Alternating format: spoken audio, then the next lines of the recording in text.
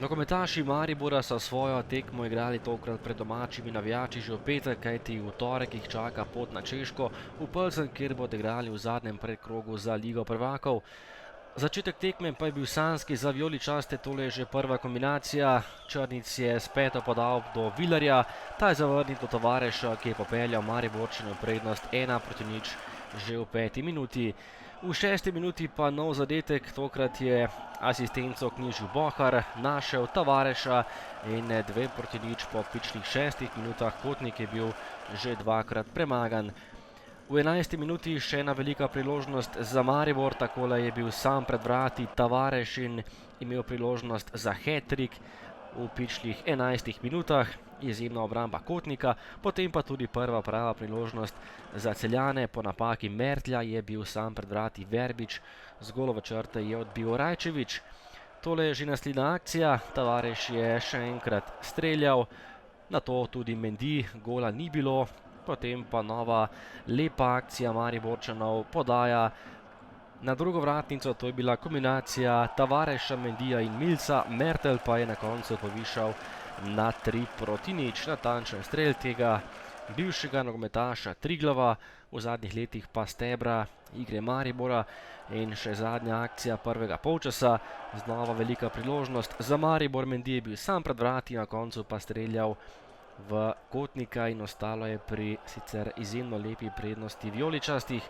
Takoj v drugem polčasu pa še naprej prevlada Mariborčanov. Najprej je veliko priložnost zapravil Mendy, no potem je streljal Damjan Bohar in takole zadev za 4-0. Izjemno lep zaključek Boharja, še lani nogometaša Mure, takole pa se je vpisal med strelce in povišal na visokih 4-0.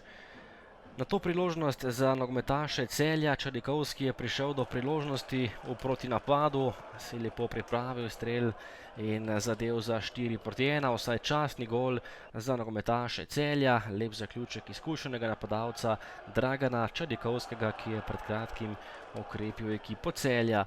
Do konca tekme še naprej živahno, najprej je veliko priložnost zapravil Nusmir Fajić, potem pa še ena velika priložnost za Maribor, tokrat je bil pri strelu spet Mendy, zgrešil vrata Kotnika, vendarle pa si je Mendy pripravil novo priložnost, takole je sam stekel proti vratom Matica Kotnika, bil hitrejši od gostujočih branilcev in zadev za 5-1, zabil še en gol v Ljudskem vrtu in tekma je s tem bila dokončno odločena.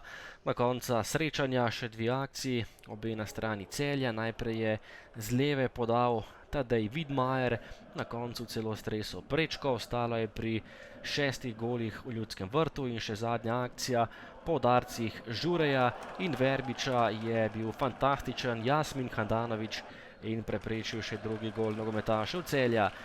Še ena visoka zmaga Maribora, prvo mesto na lestvici, 5. zmaga iz 5 tekem in lepa popotnica pred odhodom na Češko.